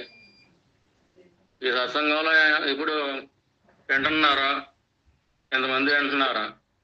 ఎంతమందికి కుంతీదేవిలాగా మా కష్టాలు అయ్యే నేను మర్చిపోకుండా ఉంటాను ఎప్పుడూను అని ధైర్యంగా ప్రార్థిస్తారు ఈరోజు? ఒక్కళ్ళైనా ప్రార్థించగలరా? ఒకసారి ఆలోచించుకోండి. మరి కష్టాలు పోవాలని ఇంకా పెరిగిపోతున్నాయి బాబోయ్ కష్టాల మీద సాధనలో ఉంటాం. ఇది ఫాల్స్ ఎలిగేషన్. ఇది నిజానికే అనుగ్రహం పెరిగిపోతుంది. ఒక కష్టం వస్తే గనక ఆ కష్టం ఏంటి నిజానికి అనుగ్రహంగా మార్చేస్తున్నాడు, దాంట్లో బయటపడిపోయేలా చేసేస్తున్నాడు. చేసే అది వెళ్ళిపోతాయి. ఎటెల కాలం కష్టం ఉండదు. ఒక కష్టం ఒక రోజు ఉంటుంది, ఒక కష్టం నెలలు ఉంటుంది, ఒక్కొక్క కష్టం జీవితాంతం ఉంటుంది. అవి కూడా ఉంటాయి. అంటే జీవితాంతం అనుగ్రహమే. జీవితాంతం సాధన చేసుకుంటే ఆత్మజ్ఞానం డైరెక్ట్గా వచ్చేస్తుంది. ఇంకేంటి, అలా కష్టాన్ని కష్టం అనుకోవటం తప్పు. అసలు కష్టాన్ని ఇష్టం చేసుకోవాలి. కొంతమందికి కాకరకాయ కూర చేదుగా ఉంటది, కానీ ఏం చెబుతాం మనం, ఈ చేదుగా ఉన్నా కానీ ఇది చాలా మంచిదిరా బాబు, ఇది పొట్ట శుద్ధి అవుతుంది, ఆ పేగుల్లో పురుగులు చచ్చిపోతాయి, అలా విటమిన్లు కూడా ఎక్కువ ఉంటాయి, తినరా బాబు అని చెప్పి మనం ఎలాగైతే చెబుతామో, పరమేశ్వరుడు కూడా మనకి ఈ కష్టం మంచిదిరా బాబు, నిజమైన మిత్రుడు కష్టం అంటేనే, కష్టం కష్టం కష్టం అని చెప్పి అలా బెమ్మేలు పడిపోయి అలాగా బెదిరిపోతున్నావు. నువ్వు, నీకు ధైర్యం ఎక్కడ ఉంది అసలు? నువ్వే గనక పరమేశ్వరుణ్ణి నిజంగా విశ్వసిస్తే కష్టాన్ని చూసి నువ్వు ఎందుకు బెదిరిపోతావు? దాన్ని ఎందుకు ఫేస్ చెయ్యవు? కష్టంతో నువ్వు దెబ్బలు పెట్టుకోక్కర్లేదు, దాన్ని మిత్రుని చేసేసుకో. కష్టమా నువ్వే నాకు మిత్రుడు, నిజమైన మిత్రుడు. కష్టం వచ్చినప్పుడే మన చుట్టూరు ఎంతమంది మిత్రులు ఉంటారో తెలిసిపోద్ది. కష్టం వచ్చినప్పుడే నువ్వు ధర్మంగా ఉంటున్నావు అనుకో, ఆ ధర్మంగా ఉన్నప్పుడు నువ్వు అధర్మంగా ఉంటున్నావు అని చెప్పి ఎవరైనా ప్రచారం చేసుకున్నారు అనుకో, ఆ ప్రచారం చేసుకున్న వాళ్ళందరూ కూడా నీ పాపాన్ని పంచుకుంటున్నారు కదా, ఒక రకంగా వాళ్ళు తినేస్తున్నారు కదా పాపాలని. నువ్వు కష్టానికి బెదిరిపోతున్నావు అంటే నువ్వు సాధకుడేంటి, సాధకురాలు ఏంటి? నిజమైన సాధకులు అలా హిమాలయ పర్వతాల్లాగా అలా చెలించరు, అసలు అలా స్థిరంగా ఉంటారు అంతే. ఏం చేత వాళ్ళకి పరమేశ్వర స్మరణ తప్పించి రెండోది ఉండదు. కష్టమా, రా దగ్గరికి రా, నీ ముఖం ఎలా ఉండదు నాకు చూపించు అంటే ఇలాగ ఉంది. ఇప్పుడు ఏంటి నష్టం ఏంటి? ఇప్పుడు నాకు నువ్వు కష్టం వచ్చావు, నా ఒంటి మీదకి వచ్చావు, నా ఇంట్లోకి వచ్చావు, ఇప్పుడు ఏంటి నష్టం ఏంటి? నేనేమో స్మరణ ఆపేస్తానా? నా పరమేశ్వర స్మరణ ఆపేయగలనా? ఆయన మీద ఉన్న ప్రీతిని నేను పోగొట్టుకోగలనా? నువ్వు ఇంకా పైపెచ్చు కష్టం నువ్వు ఉన్నంతసేపు కూడా నేను పరమేశ్వరుని ఎక్కువగా ప్రార్థిస్తున్నాను. కష్టం తీసి అని ప్రార్థిస్తే అది లో క్లాస్ సాధన, సాధకుల లక్షణం. కష్టం వస్తే రానయ్యి, నా కష్టాన్ని ఎదుర్కొనే శక్తిని అయ్యి అంటే మీడియం క్లాసు, లో క్లాసు, మీడియం క్లాసు ఈ అయిన తర్వాత హై క్లాస్. ఫస్ట్ క్లాస్ ఏంటి? కష్టాన్ని వాళ్ళ మిత్రుడిగా చేసుకుంటారు. ఎన్ని వస్తాయని రాని, నన్ను ఏం చేస్తుంది కష్టం? నిజానికే అంటే ఏ స్థాయిలో అనిపిస్తుంది అంటే, ఒక జ్ఞాని యోగులుగా కానీ ఒక భక్తి యోగులుగా కానీ మీరు తయారైపోయారు అనుకోండి, జ్ఞానయోగం అనుకోండి, ఆ నేను దగ్గర ఉంటాడు. ఈ దేహంతో తాదాత్మ్యం తక్కువగా ఉంటది, మనసుతో తాదాత్మ్యం తక్కువగా ఉంటది. ఒక సముద్రంలో పెద్ద తిమింగలం ఉంటుంది, ఆ తిమింగలం మీద ఈశ్వరుడు వేసే వల ఆ తోకమెట్ట మీద కూడా రాదు, తోకమెట్టతో ఒక్క దెబ్బ కొట్టి అవసరపడేస్తుంది. అది ఒక తలంపు. కష్టం అనేది ఒక తలంపుకి ఎవరు దొరుకుతాడు? నన్ను నేను చూసుకుంటున్నాను, నేనుగానే ఉంటున్నాను, నిరంతరం అన్ని పనుల్లోనూ ఉండగా కూడా నేనుగా ఉంటున్నాను. నేనుగానే ఉన్నాను, కానీ ఈ లోకం ఒక తలంపు అని తెలిసినప్పుడు ఆ తలంపు ఎప్పుడైతే ఈయన్ని ఎలా బాధిస్తుంది అసలు? కష్టం అనేదో తలంపు, ఆ తలంపు ఈయన్ని ఎలా బాధిస్తుంది? ఆ తలంపు నిజం కాదు, జాగ్రత్త అవస్థే నిజం కాదు. అసలు జాగ్రత్త అవస్థ నిజం కానప్పుడు ఆ తలంపు ఎలా బాధిస్తుంది? దానికి తోడు ఈశ్వరుడు ప్రతి ఇన్సిడెంట్ ని కూడా, ప్రతి సెకండ్ ని కూడా రాసి పెట్టేసి ఉంచాడు. ఈ రాసి పెట్టేసి ఏది ఉంచితే అదే జరుగుద్ది. ఇంకోటి ఏంటి, ఈశ్వర స్మరణలో ఉన్న వాళ్ళకి, ఈశ్వర పదాలను ఆశ్రయించిన వాళ్ళకి అదే కష్టం అనేది అనుగ్రహంగా మారిపోద్ది. ఆయనే మారుస్తాడు. అదే ఏదో చిన్నపిల్లలు దెయ్యం అని ఎలా భయపడుతూ ఉంటారో అలాగే సాధకులు అయిపోబే కష్టం భయపడుతూ ఉంటారు. సాధకులు ఈ 3 రకాల సాధకులు ఉంటారు. అంటే ఉత్తమోత్తమైన సాధకులు ఏంటి?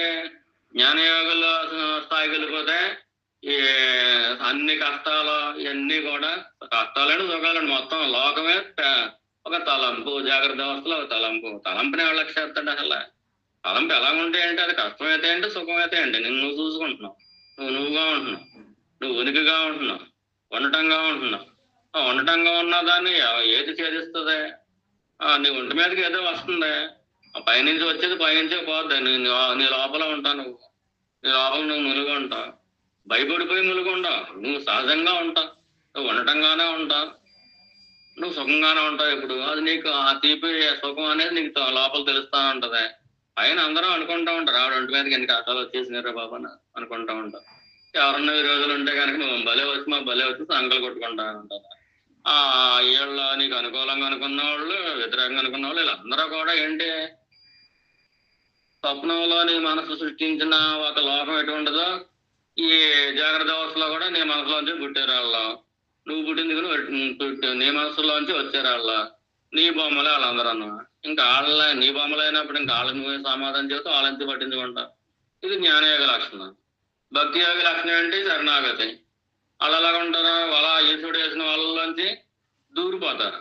అంటే చిన్ని చిన్ని చేపలు అయిపోతాయి.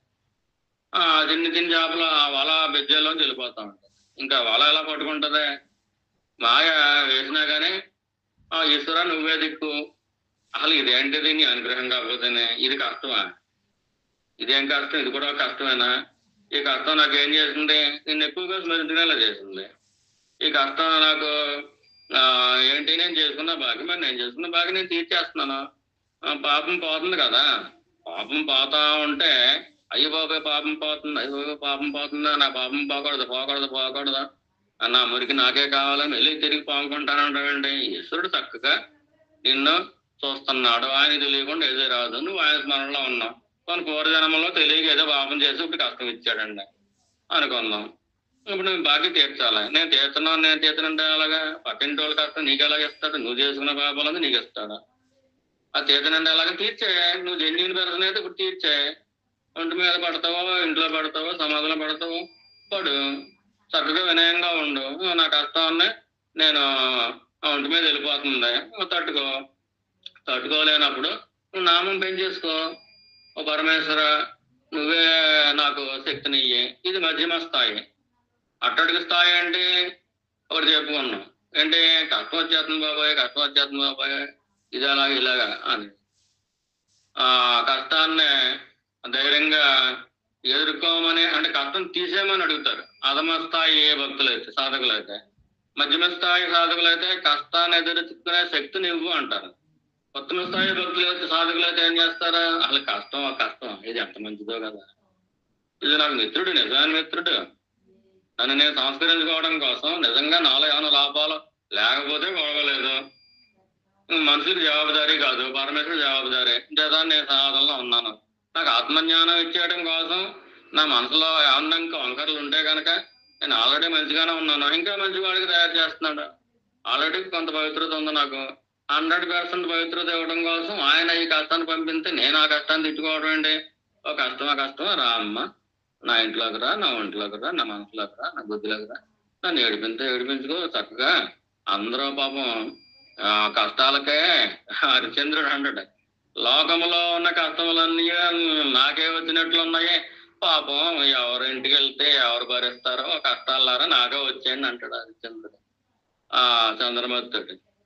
అంటే మీరు నాకు ఒంటి మీదకి వచ్చేసేయండి, పాపం ఎవరింటికి వెళ్తే వాళ్ళు మాత్రం బాధపడతారు కదా, వాళ్ళ బాధ పడటం కంటే పోనీ అదేదో నేనే పడతానులే అని చెప్పి హరిశ్చంద్రుడు కూడా కష్టాలని కొంచెం బాధతోటే ఆయన అడుగుతాడు అనుకోండి. కానీ కుంతీదేవి మాత్రం టాప్. అసలు ఒక జ్ఞాని మాత్రమే అలా అడగగలడు.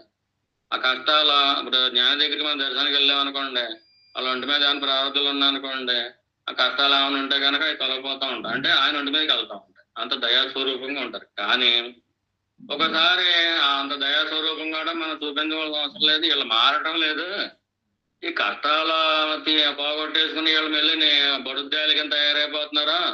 ఒక సత్సంగం అనే లేదు, ఒక మంత్రం అనే లేదు, ఒక జపం అనే లేదు, పరమేశ్వర స్మరణ లేదు. మళ్ళీ సినిమాలు, షికార్లు, బిర్యానీలు ఇలా మొదలెట్టారు. ఇంకా లేదా కబుర్లు మొదలెట్టారు, లోకంలోకి వెళ్ళిపోతున్నారు. ఇలా అయ్యో అనవసరంగా కష్టం ఎందుకు తీసేసామా మనం అని బాధపడే గురువులు కూడా ఉంటారు. అంటే ఈశ్వరుడు ఎందుకు పెడుతున్నాడు? అనుగ్రహం కింద మార్చేసి మరీ పెడుతున్నారు సాధకులకి. అంచేత మీరు అన్న మాట కష్టాల సాధకులకు ఎక్కువ ఉంటాయి అంటాం తప్పు. నిజమైన సాధకులు, నెంబర్ 1 సాధకులు, ధైర్యవంతులేదే కనుక రాని ఎన్ని ఇస్తావో ఇచ్చేయి. నీ దగ్గర ఎన్ని కష్టాలు. ఒక భక్తుడు కూడా అడిగాడంట, నాన్నగారు చెబుతా ఉండారు, ఓ పరమేశ్వర నీ సంధిలో ఎన్ని కష్టాలంటే అన్ని కష్టాలు నువ్వు నాకు పంపించేశావు, ఇంకేమన్నా పంపించామని నేను అడుగుతున్నాను. నీ సంధిలో ఇంకా కష్టాలు ఏమి లేవు, అంచేత నీ మీద నేనే నెగ్గేసాను అన్నాడంట. ఆయన ఎవరో మరి పేరు జ్ఞాపకం లేదు. అంత ధైర్యంగా తయారైపోవాలి. ఏంటి కష్టం ఏంటి అసలు? తలంపు జ్ఞానయోగికి. భక్తి యోగికి ఏంటి? అది ఒక అనుగ్రహం. పరమేశ్వర నామం నువ్వు ఆనందిస్తున్నావా, లేదా కష్టాన్ని చూసి బెదిరిపోతున్నావా? ఇప్పుడు ఏకకాలంలో కష్టం అని ఎండా పెట్టాడు, సుఖం అని ఏసీ పెట్టాడు, రెండు ఉన్నాయి. నువ్వు దేనికి ఎంపాడే చేస్తున్నావు? అరుణాచల అరుణాచల అరుణాచల లేదా ఓం నమస్తే ఈ మంత్రాన్ని ఇంకా గట్టిగా పట్టుకో చక్కగా. ఈ కష్టం నీకు అప్పుడు ఏం చేస్తుంది? ఇప్పుడు కొంతమంది చేపలు పట్టు వాళ్ళు ఏం చేస్తారంటే బోధులు గట్ట ఉంటాయి అనుకోండి, ఒక పక్కన మామ అని ఉంటుంది, మామ వేసేస్తారు. అంటే దాంట్లో చేపలు దూరగలవు కానీ బయటకు రాలేవు. ఇంకో పక్క కంట కట్టేసి ఆ పక్కన తాటాకి చెప్పులు చేసేస్తారు. అని చేసేస్తే అయ్యి బాబు ఇక్కడ ఏదో అయిపోతుంది, ఇక్కడ ఏదో అయిపోతుంది అని చెప్పి చేపలన్నీ వెళ్ళిపోయి అవతల పక్కన ఉన్న మామూలుగా పాడేస్తున్నావు, దూరేస్తాయి. ఆ మామూలు సిక్కుపోతాయి. అలాగా పరమేశ్వరుడు ఈ చప్పులు చేస్తున్నాడు, కష్టాలన్నీ చప్పులు చేస్తున్నాడు. చప్పులు చేస్తే మనం ఏం చేస్తాం? డైరెక్ట్ గా పరమేశ్వరుడు నామంలో ఇరుక్కుపోతాం.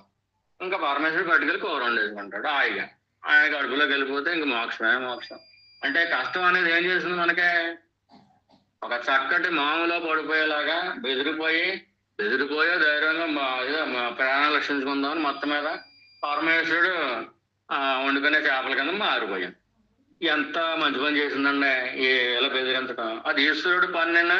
ఆ చేపలు పట్టేవాడు ఎలాగైతే ఒక పన్నాగం పన్ని ఎలాగైతే ఒక పక్కన సౌండ్ చేసేసి ఇంకో పక్కకి వెళ్ళిపోయేలా చేసి మామూలుగా దూరేసేలా చేశాడు, అలా పరమేశ్వరుడు నీ సొంత ప్రారంభాన్ని ఉపయోగించుకుని ఆ కష్టాల్లోంచి బెదిరించి పరమేశ్వరుడు తత్వంలోకి తీసుకెళ్ళిపోతున్నాడు. ఎంత ఉపకారం చేస్తున్నాడండి పరమేశ్వరుడు. కష్టంలో ఉన్నప్పుడే కదా మనం ఎక్కువగా ప్రార్థిస్తాం. అంటే అక్కడ వెళ్ళి దిబ్బుబాట్లు ఉంటాయి. మనం చాలా గొప్పవాళ్ళం. నేను నీకు సోమవారం పూజ చేశాను, కొబ్బరికాయ కొట్టాను, పులిహార పెట్టాను, మంగళవారం అమ్మవారికి అష్టోత్తరం చేశాను, లలిత సహస్రం చేశాను. ఇన్ని చేస్తే నాకు భోగాలు ఇవ్వడం మానేసి ఈ కష్టాలు ఎత్తావా అని తిట్టిపోసేస్తాం, దెబ్బ పొడి చేస్తాం. మనం చేసుకున్న అష్టోత్తరాలు సహస్రారాలు ఇవన్నీ కూడా దెబ్బ పొడి చేస్తాం. ఈ దెబ్బ పొడిసే వాళ్ళందరూ కూడా బడుద్దాయాలు అన్నారు. బడుద్దాయాలు అంటే వాళ్ళకి తెలీదు, ఇంకొకరు చెబితే ఎక్కదు. అంటే ఈ బంధ పెరుగుద్ది, దేహబుద్ధి బాగా పెరుగుద్ది. బంధ అంటే ఈ శవం మీద భోగాలు ఎత్తే ఏం పెరుగుద్ది? శవబుద్ధి బాగా పెరుగుద్ది.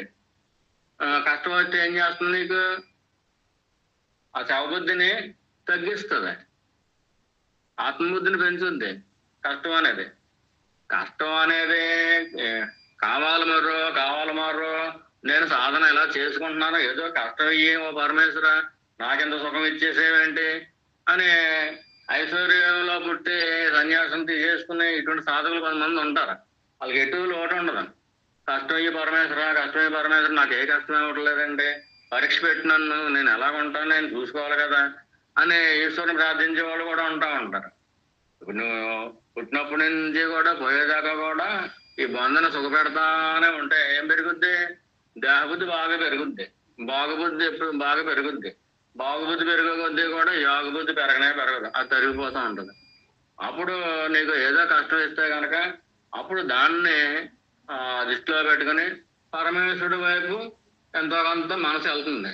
అప్పుడు బడుద్దాయిల్లాగా నాకెందుకు ఇచ్చావు, నేను నిన్ను స్మరించుంటే నాకెందుకు ఇచ్చావు అని అసలు వాళ్ళ బడిలో కూడా చేరిన పిల్లలు, సత్సంగంలో కూడా చేరిన పిల్లలు వాళ్ళ అటువంటి వాళ్ళు కొంతమంది ఉంటారు. వాళ్ళు అసలు పట్టించుకో అక్కర్లేదు.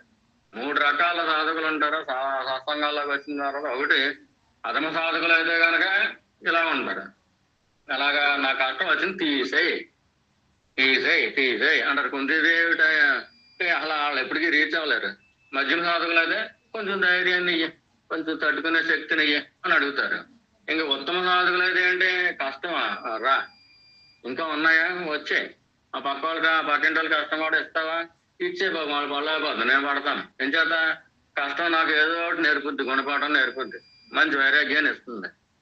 ఆ నా దేహాన్నే కాదు మనసునే కాదు అన్నిటిలో కూడా అది కాలుస్తుంది చక్కగా. ఎంత బాగా కాలుస్తే అంత మెరిసిపోతా ఉంటాను నేను. నా బుద్ధిలో మార్పు తెస్తుంది, గుణపాఠం వస్తుంది, నాకు గుణంలో మార్పు వచ్చేస్తుంది. ఈ రాగద్వేషాలని పూర్తిగా బయటపడిపోతాను ఈ కష్టం వల్ల. అందుచేత నా లోపల ఏం జరుగుతుంది అనేది నాకు తెలుసు, పరమేశ్వరుడు తెలుసు, ఇతరులకు తెలియవలసిన అవసరం లేదు. నేను నాకు ఏదో 99% పవిత్రత ఉంది, 100% పవిత్రత అవడం కోసం ఈ కష్టాలు ఎత్తాము ఇచ్చి 100% పవిత్రత రాకుండా ఆత్మజ్ఞానం ఎలా వస్తుంది, అసలు రానే రాదు. 100% ప్యూరిటీ ఉంటేనే కానీ హృదయంలో ఉన్న ప్రతి వస్తువు దాని అంతటా అది నీకు తెలియబడదు. అంచేత కష్టం ఎప్పుడు కూడా ఇష్టం చేసుకోవాలి. కాకరకాయ కూరదన్నట్టు ఆ కుంకుడికాయ పులుసు వేసినప్పుడు తలన్నప్పుడు కళ్ళు తెరిస్తే కళ్ళు మండిపోతాయి. కళ్ళు తెరమని ఎవరు చెప్పారు? ఆ కష్టం వైపు ఎందుకు చూడటం? చూడకపోతే ఎలా సాల్వ్ చేసుకుంటావా అంటే, నువ్వేమైనా సాల్వ్ చేసుకున్నావా? ప్రతి సెకను కూడా ప్రతి సంఘటన కూడా ఏది రాసి పెట్టుంటే అదే జరుగుతుంది కదా. అది కాకుండా ఇంకేమైనా జరుగుద్దా?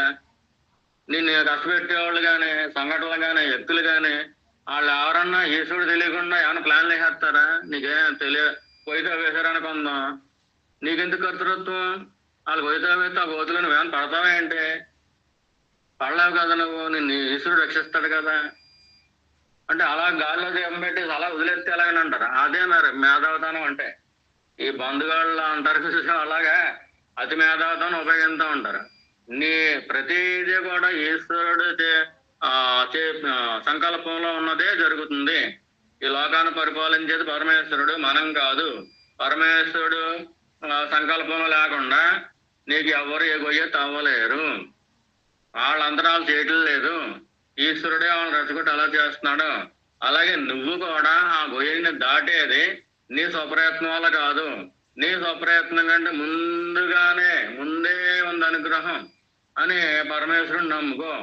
ఈ మాత్రం కూడా తెలియకుండా నువ్వు మరి సాధన ఎలా చేసేస్తావో అర్థం కావట్లేదు అని అమ్మవారు అనుకుంటూ ఉంటది. నీకు శక్తినిచ్చాను, యుక్తినిచ్చాను, బుద్ధినిచ్చాను, పరమేశ్వరుని స్మరించుకుంటా ఉండు. ఆ కష్టం ఏముందిరా బాబు, అది చిటికెత్తే పోతుంది. మామూలుగా తలంపది, జ్ఞానయోగికి తలంపు. భక్తి యొక్క ఓ నిజమే పోనీ, నిజం కష్టం నిజమే. నువ్వు ఎవరిని సరినాగా వచ్చిందో ఈశ్వరుడు పాదాలను పట్టేసుకున్నావు అంటే ఎవరైతే వాళ్ళ వేసారో ఆ వాళ్ళ వేసినప్పుడు పాదాల్లోకి వెళ్ళిపోయింది. ఇంకా వల్ల ఎలా జరుగుతుంది? అసలు కష్టాన్ని ఎలా ముట్టుకుంటుంది? అసలు నువ్వు నిరంతరం పరమేశ్వర స్మరణలో ఉన్నప్పుడు నీవిన్ని కష్టం ఏం చేస్తుంది? ఇప్పుడు మార్కండేయుడు ఉన్నాడు, ఏమిడంతటి వాడు వచ్చేసి పాశం వేసేద్దాం అనుకున్నాడు. ఎత్తే ఏం తగిలింది? మార్కండేయుడి మీద పాశం ఎత్తే అది శివుడి మీద పడింది. అంటే ఏంటి? ఓం నమ శివాయ, ఓం నమ శివాయ, ఓం నమ శివాయ. దీనికి ఆపలేదు. మొత్తం బ్లడ్ లో కలిసిపోయింది, జీన్స్ లో కలిసిపోయింది, మొత్తం కోడ్ అంతా మారిపోయింది. లోపల సాఫ్ట్వేర్ హార్డ్వేర్ మొత్తం అన్నీ శివుడు అయిపోయింది. రూపం చూస్తేనేమో మార్కండేయుడు, ఆడు ప్రారంభం చూస్తే తక్కువ వయసు అని ఏం చేసి పాశం వేసి తీయాలి. కానీ ఎవరిని తీస్తాడు? ఆ పాశం వేసి తీసినప్పుడు తీద్దాం, మార్కండేయుడిని తీద్దాం పట్టుకుందాం అనుకున్న లోపు అక్కడ శివుడు కనిపిస్తున్నాడు. ఆ జీవుల్లో అణువు కూడా ఎక్కడ ప్రాణం తీసేద్దాం, ఎక్కడి నుంచి లాగుదాం చూస్తుంటే ఎక్కడ మార్కండేయుడు అనే జీవుడు ఉన్నాడా అని ఆ పాశం వెళ్ళి ముట్టుకుందాం అనుకుంటే వెంటనే శివుడు కనిపిస్తున్నాడు. అప్పుడు బలవంతానికి శివుడు లాగితే ఎక్కడ అవుతుంది? ఎముడికి ఆ పోస్ట్ ఇచ్చినాడే శివుడు. ఇక్కడ అన్నజలంలో యమలంగా ఉంటుంది, ఇక్కడ తపోజ్ చేసాడు, ఆ పోస్ట్ ఇచ్చినాడు శివుడు. మరి ఆయాలు చిక్కుతాడు. అలా యమభాష్యానికే లొంగదలేదు కదా శివమంత్రం. శివమంత్రం చేసిన ఆ భక్తుడు మరి అటుండప్పుడు కష్టం అనే దానికి ఎలా లొంగుతాడు? అసలు కష్టం అని చెప్పి నువ్వు సండి పిల్లాడు బాబోయే దయ్యం అన్నట్టుగా నువ్వు ఏదో భయపడిపోతున్నావు తప్పించి అక్కడ అంత సీనేవి లేదు. ప్రతిదీ ఈశ్వర సంకల్పంలో ఉన్నది జరుగుతుంది. ఈశ్వర సంకల్పంలో ఉన్నదే నువ్వు తప్పించుకోవాల్సిన అవసరం ఏంటి? నీకు అది అనుగ్రహంగా మారినప్పుడు ఎంత ధైర్యవంతురాలు కాకపోతే కుంతీదేవి కష్టాన్ని మనం అడుగుతుందండి. ఆ స్థాయికి వెళ్ళిపోవాలండి మనం. సుభద్రమ్మ గారు మీరు అడిగారు కదా, సుభద్రమ్మ గారు అంటున్నారండి, పోగొట్టున్నారా? అనుకున్నానండి. మీరు కుంతిదేవి అయిపోవాలి. అలాగే అంతే, మీరే కాదు సత్సంగంలో ఉన్న అందరూ కుంతిదేవి అయిపోవాలి. ఇచ్చేసుకో కష్టాలు. సత్సంగం పెట్టేస్తున్నాడండి. మా ఎంతకాలం కొట్టుకుంటుండే వాళ్ళతో తెలియట్లేదు అది. ఇప్పుడు నామం పెంచేసుకోండి, అలాగే బాగా సాధన పెంచేసుకోండి. అదే కష్టం ఒక స్పీడ్ ఉంటది. ఆ స్పీడ్ ని దాటి మీరు స్పీడ్ పెంచేశారు, గేర్ మార్చేశారు అనుకోండి, స్పీడ్ తట్టుకోలేక అది అనకూడకపోతుంది. అది పారిపోవడం కాదు. అది మార్కండేయుడి మీద యమపాసు ఎలాగైతే పనిచేయలేదో మీ మీద కష్టం అనేది పడ్డప్పుడు మీ మీద మీ మీదనే కాదు, మీరు బహుశా భక్తుల కోసం అడిగారు, మీకోసం అడిగారు, మాకు తెలియదు కానీ సాధకుల కోసం చాలా చాలా చాలా మంది ప్రశ్న అడిగారు.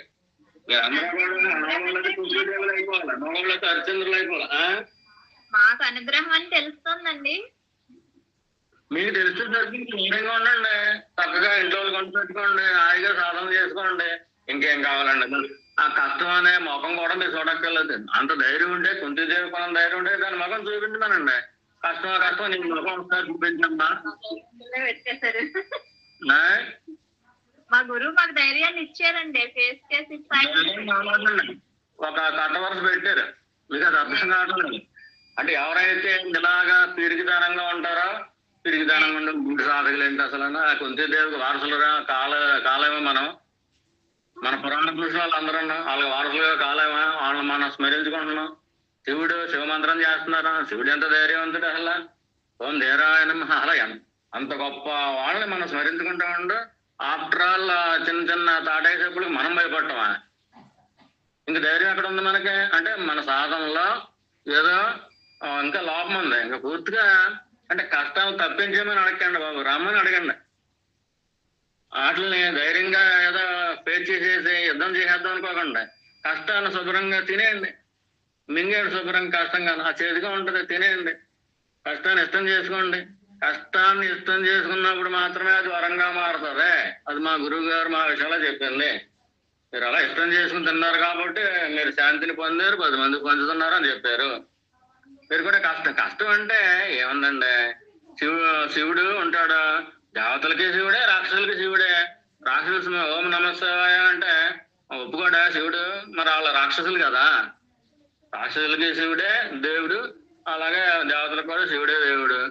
అలాగే సాధకులకి సుఖాలు మింగేస్తారు, కష్టాలు మింగేస్తారు. అది తీగా ఉంటుంది, చేదుగా ఉంటుంది. ఏంటి తేడా? ఏం లేదు. చేదు తిన్నప్పుడు కడుపు శుభ్రం అవుతుంది. అది విషం ఏం కాదు. అది కష్టం అనేది విషం కానే కాదు, ప్రాణాలని హరించదు. మనసులో ఉన్న దోషాలని, వంకరల్ని, వంకర టెంకర ముఖమేనా అది అని అడుగుతారు కదా. శుభ్రంగా కట్టంకర కాలిస్తే పోద్దంటారు కదా. అలాగే కష్టాలను కాల్చి పడేస్తుంది. కష్టం అనేది మన మనసులో ఉన్న వంకర టెంకలు కాల్చి పడేస్తుంది. అంతకంతకే పవిత్రులు అయిపోతూ ఉంటాం. మనకే ఏదో మంచివాళ్ళమే కదా అనుకుంటూ ఉంటాం. కానీ 100కి 100 పాళ్ళు పవిత్రత వచ్చి ఆత్మజ్ఞానం పొందడం కోసం ఎంతైతే అవసరమో పవిత్రత, అంత పవిత్రత ఇచ్చేదాకా మనకి ఏదో వస్తానే ఉంటాయి. శుభ్రంగా అట్లా ఆహ్వానించాలి. రా, ఇంకా రా, ఇంకా రా. ఇదేముంది అసలు, ఇది కష్టం ఏంటో అనిపించింది. కష్టం దాటేసిన తర్వాత అమ్మాయి అయిపోయి అని అనుకో. కష్టం దాటిపోయిన తర్వాత కష్టాన్ని ఎదుర్కొంటున్నప్పుడు కూడా శుభ్రంగా ఈశ్వరుడు ఏంటిది గరళం తాగినట్టు తాగేయండి. అంతే, తాగేస్తా ఉంటే మీరు ఈశ్వర సమానులు అయిపోతాం, ఈశ్వరాంశ అయిపోతా ఉంటారు. గరళాన్ని ఈశ్వరుడు తాగేసాడు కదా మహాదేవుడు. అప్పుడు ఎలాగైతే ఇప్పుడు ఇష్టం చేసుకుని తాగేసేయండి కష్టాన్ని. ఇది చెప్పడం చాలా సులువు, కానీ ఆచరించడం చాలా చాలా కష్టం. అది ఆచరణలో మాకు ఉండకపోతే మీకు చెప్పేంత ధైర్యం మేము చేయలేం. మాకు ఉంది కాబట్టి మేము పడ్డాం, కాబట్టి ఇష్టం చేసుకుని మేము చేసాం కాబట్టి హాయిగా శాంతిగా ఉంటున్నాం, 10 మందికి పంచగలుగుతున్నాం. మీరు వినేవాళ్ళకి కొంతమందికి నిద్రలో వచ్చేస్తా ఉంటాయి. కారణం అంటే ఆ శాంతి పొందుతాం, మీకు తెలియకుండా మీ మనసులకే అందుతూ ఉంటది. అది అంచేత ఇవాళ చాలా ముఖ్యమైన పాయింట్ అడిగారు. కష్టాలు ఎక్కువ రావటం లేదు, మిత్రులు ఎక్కువ వస్తున్నారు మీ ఇంట్లోకి. మీ మనసు అనే ఇంట్లోకి మిత్రులు ఎక్కువ వస్తున్నారు. వాళ్ళు ఏం చేస్తున్నారా, మొత్తం ఇల్లు అంతా బాగు చేసి పడేస్తున్నారు.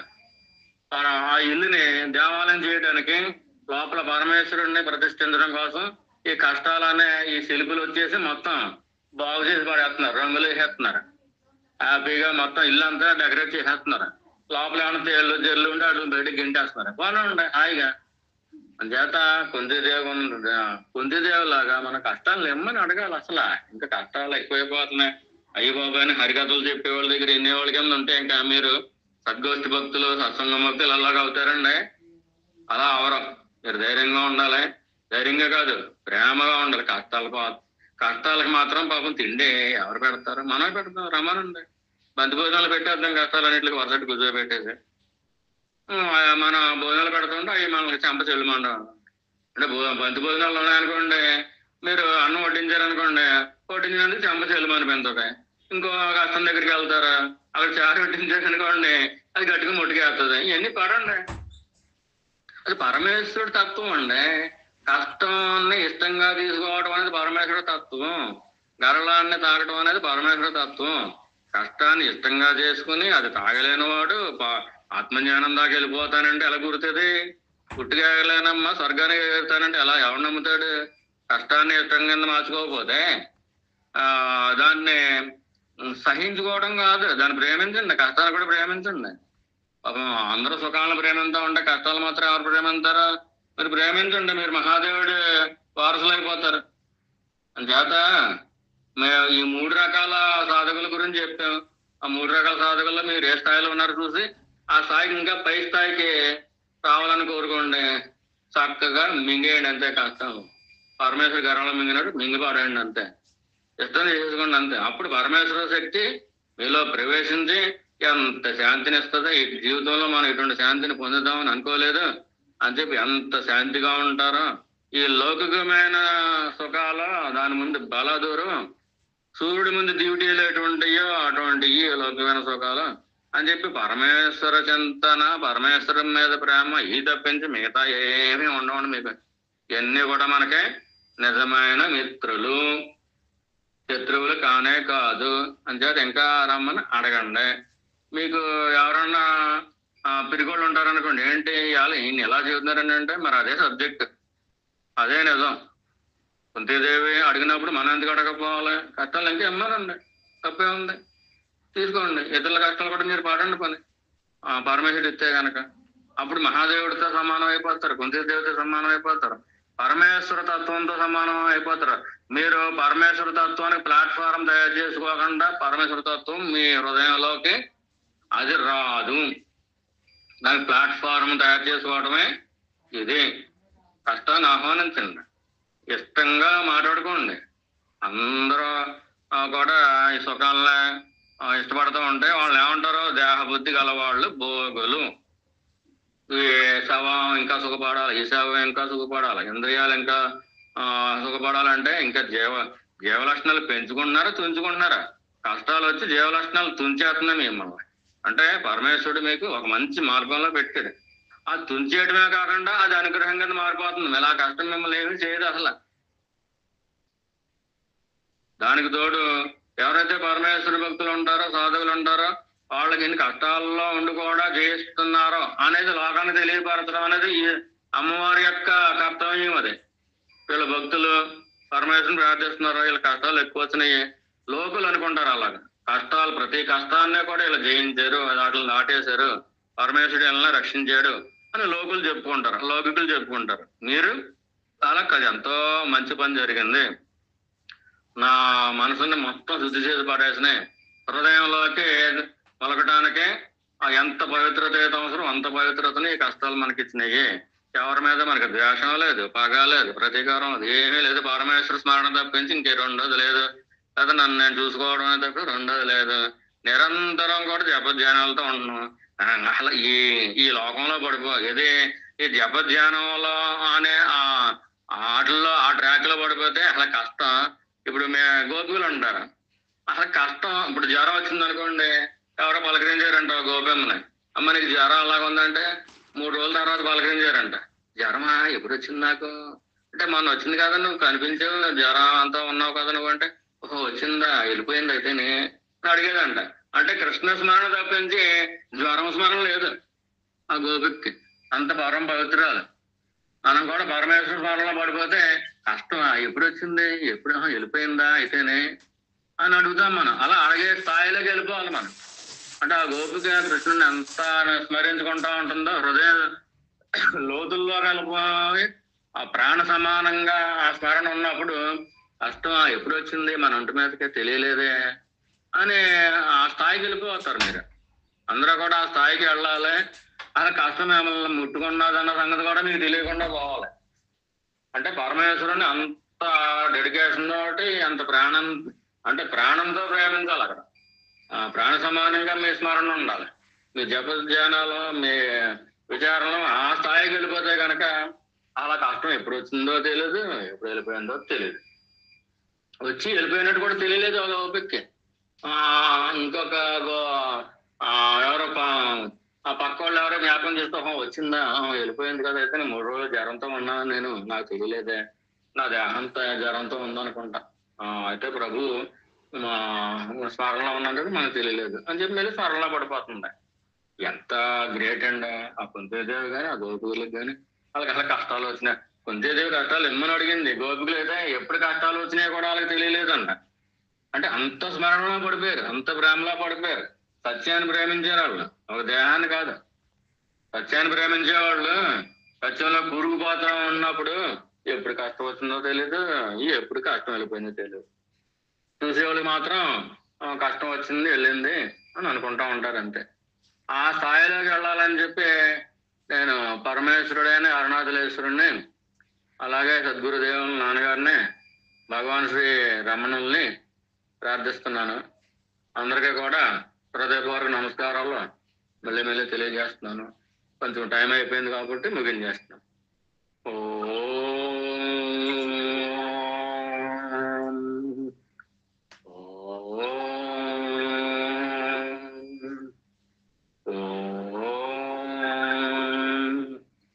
శాంతి శాంతి శాంతి. Thank you all.